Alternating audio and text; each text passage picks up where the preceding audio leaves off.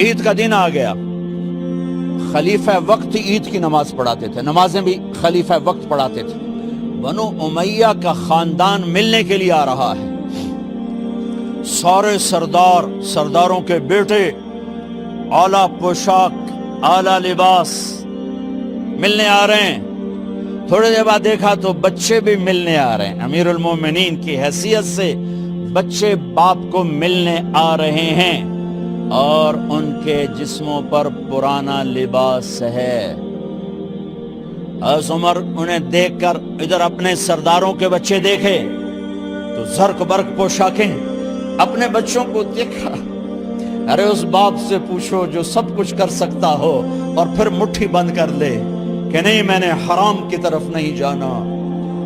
بچوں کو دیکھا تو آنکھیں ڈب ڈبا گئیں، آنکھوں میں آنسو آ گئے۔ فرمایا میرے بچوں، آج تمہیں اپنے باپ سے گلہ تو ہوگا کہ آج ہمارے باپ نے کپڑے ہی نہ لے کے دیے۔ ان کے ایک بیٹے ہیں عبد الملک، ان سے بھی 4 ہاتھ آگے تھے، ان سے پہلے ہی فوت ہو گئے تھے۔ کہنے لگے ابا جان آپ کو مبارک ہو، آج ہمارا سر بلند ہے، ہم شرمندہ نہیں ہیں، آپ کو مبارک ہو، آپ نے قومی خزانے میں بددیانتی نہیں کی ہے، ہم شرمندہ نہیں ہیں۔ انسانوں کو کپڑوں پہ نہیں تولا جاتا۔ آج کا میرا دیس کا مالدار اتنا فقیر ہو گیا ہے، اتنا چھوٹا ہو گیا ہے کہ وہ اپنا تعارف کروانے کے لیے 50 لاکھ کی گھڑی لیتا ہے، 6 لاکھ کا جوتا لیتا ہے۔ آج کی بیگم اتنی چھوٹی ہو گئی ہے کہ اپنے قد کو بڑا کرنے کے لیے وہ 10 لاکھ کا ہینڈ بیگ لیتی ہے کہ دیکھو میرا بیگ 10 لاکھ کا ہے۔ ارے میری بہن، تو 10 ٹکے کی بھی نہیں رہی اگر تو نے بیگ سے اپنے آپ کو بڑا بنایا۔ او میرے دوست، تو 2 ٹکے کا نہیں ہے اگر تو 10 لاکھ کے جوتے اور 50 لاکھ کی گھڑی سے اگر تو بڑا بننا چاہتا ہے۔ ارے اس دھوکے سے نکلو۔ برینڈڈ کہاں جا رہے ہو؟ جب تم اپنی ذات میں بے قیمت ہو تو رب ذوالجلال کی قسم تمہاری گھڑیاں، تمہارے بیگ، تمہاری گاڑیاں، تمہارے بنگلے تمہاری عزت کو بڑھا نہیں سکتے۔ ابا جان، آج ہم خوشی سے بلند ہیں کہ ہمارے باپ نے بددیانتی نہیں کی۔ گھر میں تشریف لائے، کہنے لگے فاطمہ کچھ پیسے ہیں، میرا انگور کھانے کو جی چاہ رہا۔ بس فاطمہ رونے لگی۔ فرمایا امیر المومنین خزانہ تو بھرا پڑا ہے، 1 درہم کا بھی تیرا حق نہیں ہے کہ تو 1 درہم لے کے انگور خرید لے۔ تو تڑپ اٹھے، فاطمہ میں جہنم نہیں برداشت کر سکتا۔ وہ میرے بھائیوں جو دن رات سود میں پھنس چکے ہو، جو دن رات جوے شراب میں پھنس چکے ہو، کیسے اللہ کے سامنے سرخرو ہو کر کھڑے ہو گئے؟ ایک رات گھر میں تشریف لائے، بچیاں بیٹیاں،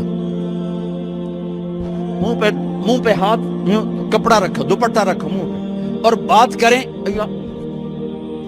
آپ نے پوچھا ارے کیا ہوا تمہیں، یہ منہ پہ کپڑا کیوں رکھتے ہو؟ تو خاموش ہو گئی، لیکن گھر کی خادمہ رو پڑی۔ کہا امیر المومنین آج آپ کی بیٹیوں نے کچا پیاز توڑ کے اس سے روٹی کھائی، سالن کھائی، اور میرے آج کا تاجر کہتا ہے جھوٹ نہ بولوں تو کاروبار کیسے، میرا افسر کہتا ہے رشوت نہ لوں تو گزارا کیسے کروں۔ تو عمر بن عبدالعزیز پھس پہ ہچکیوں کے ساتھ روئے کہ میری بچیوں میں تمہیں بڑے اچھے کھانے کھلا سکتا ہوں پر میں جہنم کی آگ برداشت نہیں کر سکتا۔ بھائیو، اس بندے نے اپنے آپ کو ذبح کر دی، اللہ کو راضی کرنے کے لیے ذبح کر دی، اپنے ذات کو، اپنے جذبات کو، اپنے احساسات کو۔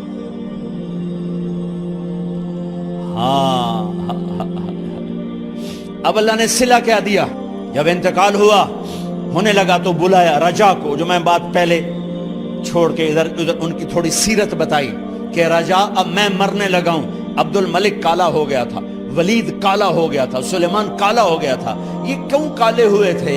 یہ بے نمازی نہیں تھے، بدکاری نہیں کرتے تھے، کسی کی طرف ان کی میلی آنکھ نہیں اٹھی کبھی. یہ ظالم تھے، ظالم انسانوں کا خون پیا، مال میں خیانت کی. اس پر اللہ نے چہرے پھیر دیے. آج عمر بن عبدالعزیز جا رہا ہے، کہا دیکھو میں جا رہا ہوں، مجھے دیکھو میرے ساتھ کیا ہوتا ہے. ان کا انتقال ہوا، ان کی میت قبر کے کنارے رکھی گئی اور اب نیچے اتارنا ہے. سلیمان کی میت کو اتارنے لگے تو ہلنے لگا اور عذاب قبر پہلے شروع ہو گیا. عمر کی میت کو جب قبر کے قریب کیا گیا، ایسے ہوا کا جھونکا آیا، ایک پرچہ ایسے لہراتا ہوا یوں آیا، یوں آیا، یوں آیا اور عمر کے سینے پر گر گیا. لوگ اکٹھے ہو گئے، پرچے کو کھول کے دیکھا گیا تو اس پہ لکھا تھا بسم اللہ الرحمن الرحیم براءۃ من اللہ لعمر بن عبد العزیز من النار.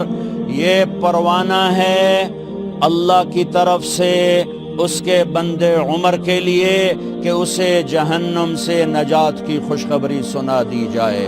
آہا، مرنا ہو تو یوں مرو، اللہ ایسی موت دے دے.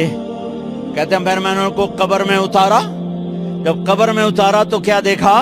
میں نے کفن کی گرہ کھولی تو چہرہ قبلے کی طرف اور یوں لگا جیسے 14ویں رات کا چاند قبر میں اتر آیا ہو. اور آخری بات کرتا ہوں، میرے بھائیوں بہنوں، اپنے اللہ سے صلح کر لو.